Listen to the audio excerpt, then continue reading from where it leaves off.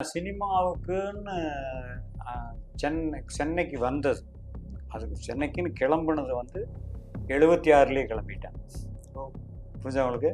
76ல 77லேயே கிளம்பி வந்துட்டேன். பட் இங்கே வந்து போராட்டங்கள் தான். போன உடனே ஏஎம் ஸ்டுடியோக்களில் வந்து வா தம்பி வந்து டைரக்ட் பண்ணி யாரும் சொல்ல மாட்டாங்க. அன்னைக்கு இருந்த இயக்குனர்கள், பிரபல இயக்குனர்கள் எல்லாரும், பாலச்சந்தர் சார், சங்கர் டைரக்டர் சங்கர், பீம் சிங், இந்த மாதிரி டைரக்டர்களுடைய வாசல்லாம் போய் நின்னவங்க நான்.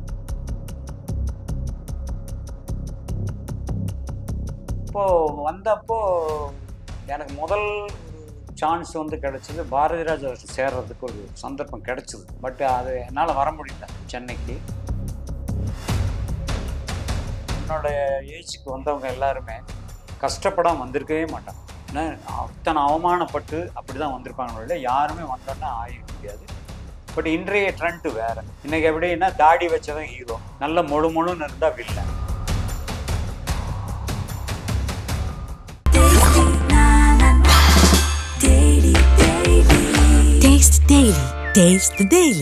திரைமொழி நேயர்கள் அனைவருக்கும் பெரிய வணக்கம். நான் உங்க விஜய் செல்வா. இன்னைக்கு நம்மளோட யார் இணைஞ்சிருக்கான்னு பார்க்கலாமா? ஒரு சின்ன டைலாக்ல சொல்லணும்னா, புறாவுக்கே பெல் அடிச்சவர், ஆனா அவர் கிடையாது.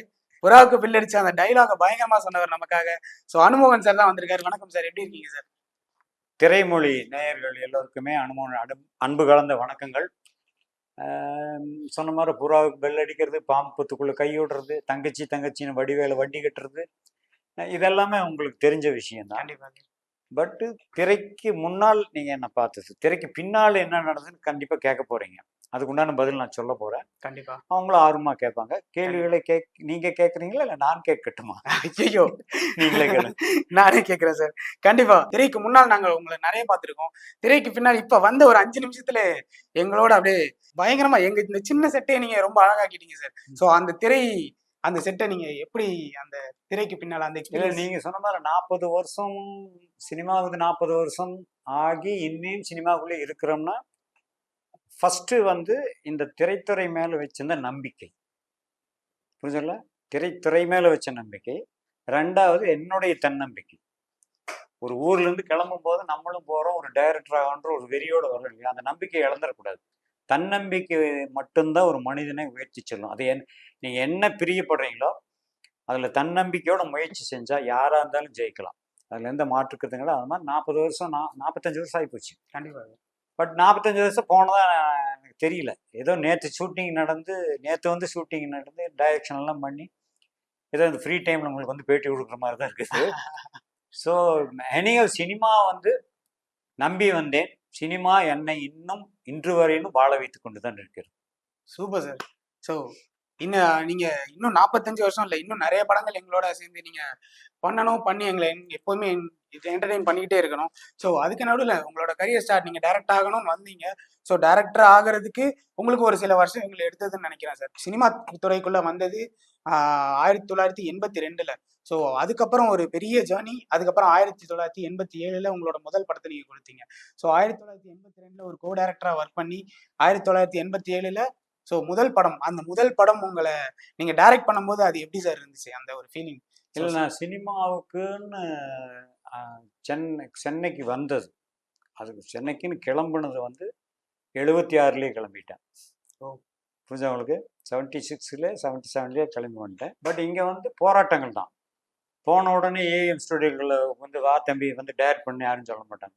புரிஞ்சா உங்களுக்கு? கண்டிப்பாக. அந்த பிரசாத் ஸ்டுடியோ, ஏவிஎம் ஸ்டுடியோ வாசலில், பிரசாத் ஸ்டுடியோ வாசலில், ஜெமினி ஸ்டுடியோ வாசலில், 10வதுக்கு அன்னைக்கு இருந்த இயக்குனர்கள், பிரபல இயக்குனர்கள் எல்லாரும், பாலச்சந்தர் சார், சங்கர் டைரக்டர் சங்கர், பீம் சிங், இந்த மாதிரி டைரக்டர்களுடைய வாசல்லாம் போய் நின்னவங்க நாங்கள். புரிஞ்சு அவங்களுக்கு? அதே மாதிரி அன்னைக்கு இருந்த சிவாஜி சாருக்கு வீடு வாசலில், எம்ஜிஆர். எதுக்காகனா அவங்க மூலியமா ஏதோ ஒரு அசிஸ்டன்ட் டைரக்டர் வேலைக்கு உள்ள நுழையலான்னு தான்.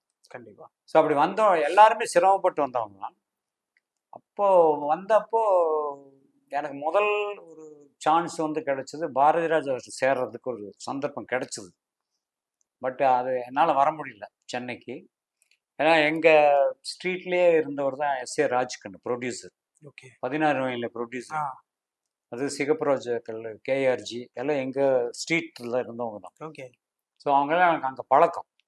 ஸோ அவங்கெல்லாம் அவங்களுடைய உத்வேகம் அவங்க சொல்லுவாங்க, நீ வாழ, நான் வந்து யாராவது ஒருத்தர் அசிஸ்டன்ட் டைரக்டர் சேர்த்து விடணும். அப்போ இவர் எஸ்ஏ ராஜுக்குன்னு சொன்ன பாரதி ராஜாட்ட சேர்த்து விடணும், என்னால் வர முடியாமல் போச்சு. அப்போ பாரதி ராஜ்கிட்ட இவர் பாக்யராஜ் அசிஸ்டண்டாக இருந்தார். அவர் இண்டிவிஜுவலாக படம் பண்ணும்பொழுது சுவர்லா சித்திரன் முதல் படம், அது கே கோபிநாத், கேஆர்ஜியோடைய பிரதர், அவர் தான் ப்ரொடியூசர். அவர் எங்கள் தெருவில், எங்கள் வீடு 4வது வீடு தான் அவர் வீடு. நீ வேணா நான் பாக்யராஜ் சொல்கிறேன் வந்து ஒர்க் பண்ணுன்னு சொல்லி ஃபஸ்ட்டு சுவர்லா சித்திரன் ஒர்க் பண்ணேன் அசிஸ்டண்டாக. பட் அதுக்கு முன்னாடியே என்னன்னா, எனக்கு சந்தர்ப்பம் ஹேண்ட் ரைட்டிங் நல்லாயிருக்கும். ஓகே. நான் நல்லா டிராயிங் பண்ணுவேன், ஹேண்ட் ரைட்டிங் நல்லா. அப்போல்லாம் அசிஸ்டண்ட் ஆகிடுனா ஹேண்ட் ரைட்டிங் நல்லா இருக்கணும். இப்போ இந்த ரைட்டர் எழுதி கொடுக்குறது, லிரிக் ரைட்டர் எழுதி கொடுக்குறதெல்லாம் அழகாக எழுதணும். ஸோ ரைட்டர் எழுதி கொடுக்கும்பொழுது ஸ்கிரிப்ட் எப்படி எழுதுவாங்கிறது நம்மளுக்கு ப்ராக்டிஸ் ஆயிடுச்சு. ஸோ அந்த மாதிரி வந்து அசிஸ்டண்டாக வந்து லலிதான்னு ஒரு படம், அந்த படத்துக்கு அசிஸ்டண்ட் டைரக்டர், அது காப்பி ரைட்டராக ஒர்க் பண்ணேன். அப்புறம் மோகம் 30 வருஷம், அந்த படத்துக்கு காப்பி ரைட்டராக ஒர்க் பண்ணேன். நாங்களாம் அப்போல்லாம் ஆஃபீஸில் உட்காந்து வேலை செய்கிறோம், செட்டுக்கெல்லாம் கூட்டு போக மாட்டாங்க. அப்போ இது என்னன்னா ப்ராக்டிஸ் ஆயிடுச்சு, ஒரு ஸ்கிரிப்டை எப்படி எழுதணுங்கிறது. ஸோ அனுபவங்கள் தானே. நான் வந்து படிப்படியாக வந்தவன் தான், எடுத்தோடனே வந்து டைரக்ஷனில் பண்ணல. ஸோ அந்த மாதிரி பழகி பழகி பாக்யராஜ் ஆரம்பிக்கும்போது சுவர்லா சித்திரன் ஒர்க் பண்ணேன். Super sir. அதுக்கப்புறம் மௌன கீதங்கள் ஒர்க் பண்ணேன், அவரோட படமே. அந்த டைமில் தான் ஆர் சுந்தரா சார் வந்து மௌனங்கள் பண்ணிட்டு இருக்கும்போது அவருடைய கோ டைரக்டர் கோகுலகிருஷ்ணா, அவர் இண்டிவிஜுவலாக அதே கம்பெனிக்கு அர்ச்சனை பூக்கள் படம், என்னுடைய ஒர்க்கிங் ஸ்டைலெல்லாம் பார்த்தோன்னா என்னோட கோ டைரக்டரை வந்து கூப்பிட்டு போயிட்டார். ஸோ அர்ச்சனை பூக்களில் கோ டைரக்டர் ஆனேன். அந்த படம் பண்ணிட்டு இருக்கும் பொழுது ஆர் சுந்தரா பயணங்கள் முடியல ஆரம்பிச்சார். அப்போ அவரோட போய் ஜாயின் பண்ணலாம். இன்னைக்கு வரைக்கும் அவருடைய அசிஸ்டன்ட் டைரக்டர் நான் தான். கலைத்துறையில ஒரு செல்ல பிள்ளையா இருந்திருக்கீங்க, நிறைய பேர் கூட டிராவல் பண்ணிருக்கீங்க. ஆமாம். உங்களோட அந்த கரியர் ஸ்டார்ட்டை பத்தி அழகா சொன்னீங்க. ஸோ அதுக்கப்புறம் டைரக்டரா அவங்களோட முதல் படம் 1987 இது ஒரு தொடர் கதைன்னு. ஸோ மோகன் சாரை வச்சு எடுத்திருக்கீங்க. ஸோ அப்பவே வந்து அவர் ஒரு பீக்ல இருந்த ஒரு ஆளு. அந்த டைம்ல அவரோட ஒர்க் பண்ண அந்த எக்ஸ்பீரியன்ஸ் அண்ட் உங்களோட முதல் படம் அது எப்படி இல்லை, இருந்தது? நான் வந்து பயணங்கள் முழுக்க மோகன் எனக்கு நல்ல க்ளோஸ் ஃப்ரெண்ட், வாடா போடாங்கிற ஃப்ரெண்ட்ஸ் தான் 2 பேருமே. அது இல்லாமல் மோகன் கூட மெல்ல திறந்தது கதவு, குங்குமச்சிமிழ், நிறைய படம் வந்து சுந்தரராஜ் டைரக்ட் பண்ண, நான் தான் கோ டைரக்டர். ஸோ அதில் ரொம்ப நெருக்கம். அப்போது ஒரு கோயம்புத்தூர் ஒரு ப்ரொடியூசர் வந்து சுந்தரராஜ் சாரை வச்சு ஒரு படம் பண்ணணும்னு வந்தார். ஓகே. அப்போ சுந்தரராஜ் சார்கிட்ட 3 படம் கைவசம் இருந்தது. ஸோ அவரால் பண்ண முடியல. அப்போ அவர் ரெக்கமெண்ட் பண்ணார், அனுமோகனை வச்சு ஒரு படம் பண்ணுங்க, என்னை விட நல்லாவே பண்ணுவான் அவன் அப்படின்னு ஒரு ஸ்ட்ராங்காக ஒரு ரெக்கமெண்ட் பண்ணார். அப்போ அந்த ப்ரொடியூசர் வந்து ஓகே சொல்லிட்டாங்க. ஏன்னா அவரே சொல்லும் பொழுது அப்படின்னு சொல்லிட்டு, அப்போ மோகனில் பீக் தான். மோகன்கிட்ட சொன்னேன், இப்படி ஒரு நீ கதையே சொல்ல வேணாம், நீ என்ன எடுத்தாலும் நான் நடிக்கிறேன், அவன் அப்படிதான். அப்புறம் அதில் தான் அமலா, ரேகா எல்லாம் நடிச்சேன். கவுண்டமணி சந்திலெல்லாம் எனக்கு பிகினிங்லேருந்து நல்ல க்ளோஸ். சூப்பர். இந்த 92 சீனு தேனாம்பேட்டில் ஒரு பில்டிங் இருக்குது, அங்கே கால் வச்சு வந்தவங்க தான் இன்றைக்கி இருக்கிற எல்லா டாப் ஹீரோக்கள், ஹீரோயின்கள், ஹீரோக்கள், டெக்னீஷியன்கள், காமெடியன்ஸ் எல்லாமே அங்கேருந்து வந்தவங்க தான். அங்கேயே எல்லாம் பழக்கம். கண்டிப்பாக. கவுண்டமணி, செந்தில், ஜனக்ராஜ், வாகை சந்திரசேகர்லேருந்து நிறைய பேர் அங்கேருந்து வந்தவங்க தான். ஸோ அங்கேயே எங்களுக்கு பழக்கம். கோயம்புத்தூரில் எனக்கு என்ன பழக்கம்னா, சத்யராஜ் எங்கள் வீடு 4வது வீடு கோயம்புத்தூரில், நிழல்கள் ரவி, சுந்தர் சி, கோவை சரளா, அப்புறம் கோவை சரளா, அந்த பக்கம் அந்த கொஞ்சம் தள்ளி R Sundaran sir, Bhagyaraj sir, எல்லாம் ஒரே ஏரியா. சூப்பர். அங்கேருந்து ஆனால் இவங்க எல்லாரும் எங்களுக்கு அங்கே பழக்கம்தான். ஆனால் யார்கிட்ட சொல்லிக்கலாம் இங்கே வந்துட்டோம். ஏன்னா அங்கே வந்து அந்த சிறுவாணி லொல்லும்பாங்க. நான் சினிமாவுக்கு போகிறேன்னு சொன்னேன்னு வைங்களேன், நீ எல்லாம் சினிமாவுக்கு போய் கிண்டல் பண்ணுவாங்க. இதுக்கு பயந்துட்டு யாருக்கு சொல்லல, எல்லாம் இங்கே வந்தால் மீட் பண்ணி, நீ எங்கப்பா இங்கே, நான் அசிஸ்டன்ட் டைரக்டர், நீங்க, நான் இப்போ ஆக்டிங்கில் இறங்கிட்டேன்ல, இப்படி. அதுக்கு முன்னாடி நண்பர்களாக பழக்கம், ஃபுல்லாக நண்பர்கள் தாங்க. ஆனால் அங்கே வந்து பாக்யராஜ் சார், சுந்தரராஜ் ட்ராமா போடுவாங்க. ஓகே. நான் வந்து எங்கள் தெருவில் மாரியம்மன் கோயில்னா ரோட்லேயே ஸ்டேஜ் போட்டு நான் ட்ராமா போடுவேன், நான் தான் டைரக்டர் அப்போவே. ஸோ ஸ்கூல் லைஃப்லேயே வந்து என்னை என்கரேஜ் பண்ணார். என்னுடைய மேத்தமெட்டிக்ஸ் மாஸ்டர் கணேசன் மாஸ்டர், அவர் தான் என்னை என்கரேஜ் பண்ணார். ஏன்னா ஸ்கூல் ட்ராமாலாம் நான் பாடுவேன், பாட்டெல்லாம் பாடுவேன். இந்த வாய்ஸ் வச்சு பாடுவேன் கேட்காதீங்க, அன்னைக்கு வாய்ஸ் நல்லா இருந்திருக்கும் பொழுது. கண்டிப்பாக இந்த வயசு நான் வந்து டிராயிங்கில் கப்பு வாங்கியிருக்கேன், ஸ்கூல் லைஃப்பில் சிங்கரில் பாட்டு பாடி ப்ரைஸ் வாங்கியிருக்கேன், ட்ராமா போட்டு ப்ரைஸ். ஸோ அது வந்து அது அந்த கலை அப்படிங்கிறது அது காடு கிஃப்ட். அது எனக்கு எப்படி வந்ததுன்னு தெரியல. வந்தது என்னுடைய மோட்டிவ் வந்து சினிமாவில் டைரக்டர் ஆகணும். ஒரே காரணம் எங்கள் அம்மாவுக்கு தான் நான் தேங்க்ஸ் சொல்லணும். ஏன்னா அவன் வந்து பயங்கர சினிமா ரசிகை. எம்ஜிஆர் படம், சிவாஜி படம், ஜெய்சங்கர் படம், ரவிச்சந்திரன் படம், முத்துராமன் படம், அப்போ எந்த படம் வந்தாலும் வெள்ளிக்கிழமை ரிலீஸ்னா வெள்ளிக்கிழமை நீங்க பார்த்துருவாங்க. தியேட்டர் கூட்டு ஆமா. போன அப்போ என்னன்னா எனக்கு 3 சிஸ்டர், நான் ஒரே ஒரு பையன் தான். சிஸ்டர்ஸ் எல்லாம் ஸ்கூலுக்கு போயிடுவாங்க. எங்கள் ஃபாதர் வந்து இப்படி கிராஸ் ஆகும்போது எங்கள் அம்மா வேணும்னு இரும்ப சொல்லுவாங்க. இரும்பு. எங்கள் அப்பா வந்து என்ன மோகன் என்ன உடம்பு சரியில்லை, இல்லை சளி பூச்சி, அப்போ டாக்டர்கிட்ட போய் நீ ஸ்கூலுக்கு அவன் போக வேண்டாம். ஸ்கூலுக்கு போனா டாக்டர்கிட்ட கூட்டு போய் எங்கள் அம்மா வெள்ளிக்கிழமான உடம்பு கட் பண்ணா நான் கோயம்புத்தூர் ராயல் தேட்டர், ராஜா தேட்டர் வாசல்ல நிற்போம். இப்படி பையனும் ஒரு காம்போ அவங்க சினிமா பார்க்கறதுக்காக என்னை வந்து கட்டடிச்சு ஸ்கூலுக்கு போய் அப்பெல்லாம் மாசத்துக்கு ஒரு படம் அப்படித்தான் வரும். 2 மாசத்துக்கு ஒரு படம். இப்பதான் வாரத்துக்கு 10 படம் வருது. அது வேற. அப்போ அப்படிதான் வரும். ஸோ ஒரு மாசத்துல கண்டிப்பா ஒரு நாள் லீவ் எடுப்பேன் சினிமா பார்க்க. அப்போ எங்க அம்மாவுக்கான சினிமா பார்த்து அந்த சினிமாவில் ஆர்வம் அதிகமாயிடுச்சு. அது பார்க்க வந்து இந்த ஸ்கிரிப்ட் இப்படி பண்ணியிருக்கலாம், இந்த சீன் இப்படி, அந்த வயசுலயே அந்த தாட்ஸ். இந்த சினிமா பார்க்க போய் தான் டிராமாவெல்லாம் நானா எழுதுனேன் கதையில. அப்படி வந்ததுதான். ஆக சினிமாவுக்கு அந்த காலத்துல சென்னைக்கு வந்து சினிமாவில் தேரோம்னா இன்னைக்கு இருக்கிற என்னோட ஏஜுக்கு வந்தவங்க எல்லாருமே கஷ்டப்படாம வந்திருக்கவே மாட்டாங்க. கண்டிப்பா சார். ஏன்னா அத்தனை அவமானப்பட்டு அப்படிதான் வந்திருப்பாங்களோ, யாருமே வந்தோன்னா ஆகிட முடியாது. பட் இன்றைய ட்ரெண்ட் வேற. இன்னைக்கு எப்படின்னா தாடி வச்சவன் ஹீரோ, நல்ல முழுன்னு இருந்தா வில்லன்.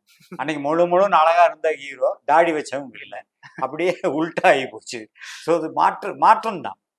ஆனா சினிமா எப்பவுமே சினிமா தான், சீரியல் எப்பவுமே சீரியல் தான். வாட் ஆர் இட் இஸ் வந்ததுக்கு நான் 4 படம் டைரக்ட் பண்ணிட்டேன். ஃபர்ஸ்ட் படம் இது ஒரு தொடர்கதை. செகண்ட் ஃபிலிம் ஓன் ப்ரொடக்ஷன், நினைவு சின்னம். ஆமா சார். பிரபு ராதிகா. நினைவு சின்னம்னு சொன்னாவே அவங்களுக்கு வந்து அந்த கவுண்டமணி, செந்தில் மூட்டை பூச்சி மருந்து எடுப்பேன், ஸ்வீட்ஸ், அந்த காமெடி எல்லாம் ரொம்ப ரசிப்பாங்க சார். 3வது படம் வந்து மேட்டுப்பட்டி மெராஸ், அர்ஜுன், சிவகுமார், ராதிகா, சுமா ரங்கநாத் அவங்கெல்லாம் ஆக்ட் பண்ணாங்க. அதன் பிறகு அண்ணன் ஒரு படம் ராமராஜன் வச்சு பண்ணேன். இது இல்லாம பங்காளி, தாய்மாமன், கதை வசனம். ஸோ வண்டி ஸ்டார்ட் பண்ணது ஓடிக்கிட்டே இருக்கு. அவ்வளவுதான். கண்டிப்பா சார். 4 படம் டைரக்ட் பண்ணிருக்கீங்க. ஸோ ராதிகா மேம் கூட 2 படம் அதுல நீங்க ஒர்க் பண்ணிருக்கீங்க. அது போக நிறைய படத்துல ஒர்க் பண்ணிருக்கீங்க. ஸோ அதுவும் இல்லாம மெயினா ஃபர்ஸ்ட் படத்திலே அமலா மேம், அந்த காலத்துல ஹீரோக்களுக்கும் சரி ரசிகர்களுக்கும் சரி ஒரு கனவு கண்ணியா, இன்னைக்கு எங்க மாதிரி யங்ஸ்டர்ஸ்க்குமே அமலா மேம் இப்ப இல்லாம போயிட்டாங்களே, எங்க ஜென்ரேஷன்ல அவங்க நடிக்காம போயிட்டாங்களே, எங்க ஜென்ரேஷன் ஹீரோயினா இல்லாம போயிட்டாங்களே அப்படிலாம் நாங்க நிறைய யோசிச்சிருக்கோம். ஸோ அவங்க கூட எக்ஸ்பீரியன்ஸ், அவங்களோட இல்ல அவங்க வந்து உண்மையிலேயே வந்து ரொம்ப தங்கமான பொண்ணு. அவன் வந்து திருவான்மியூர் இந்த நாட்டிய கலை இதுல இருந்து தான் இன்ட்ரடியூஸ் பண்ணாங்க.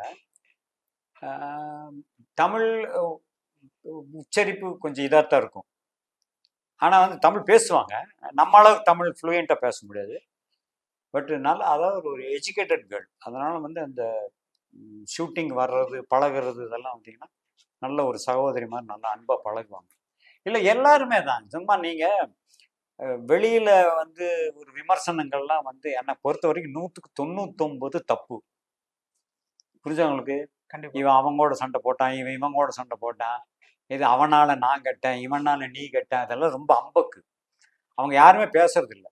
எல்லாமே நட்பு ரீதியாக ஒருத்தருக்கு பரிமாற்றங்களோட தான் இருக்காங்க. அதை பிரபலம் பண்றது வந்து உங்க சேனலுக்கு வந்து அது மாறுதலா சொன்னா தான் வியூவர்ஸ் பார்ப்பாங்கிறதுக்காக எதையாச்சும். நட்புங்கிறது வந்து சினிமாவில் என்னைக்குமே நட்பு தான். அதாவது அவங்கவுங்களால முடிஞ்ச உதவி, அது ஒர்க்கில் இருக்கலாம், காசு பணத்தில் இருக்கலாம், பேச்சில் இருக்கலாம். புரிஞ்சவங்களுக்கு. அதனால வந்து அதுலெல்லாம் யாருக்கும் உதவி செய்யாம இல்லை. எல்லாரும் உதவி செஞ்சுட்டு தான் இருக்காங்க. கண்டிப்பா. பெரியவங்கலேருந்து சின்னவங்க வரைக்கும் வந்து உதவி செய்யும். கவுண்டமணி எல்லாம் வந்து டிராமாவுக்கு போயிட்டு அப்போ இந்த 90s சினிமாவுக்கு வர்றதுக்கு முன்னாடி டிராமாவுக்கு போவார். அவர் பேர் கவுண்டர் மணி. ஒரு டைலாக்ஸ் ஆனால் கவுண்டர் அடிப்பார். இந்த கவுண்டர் மணி தமிழ்ல எழுதும்போது கவுண்டர் மணின்னு படிக்க ஆரம்பிச்சதான் மாறிடுச்சு.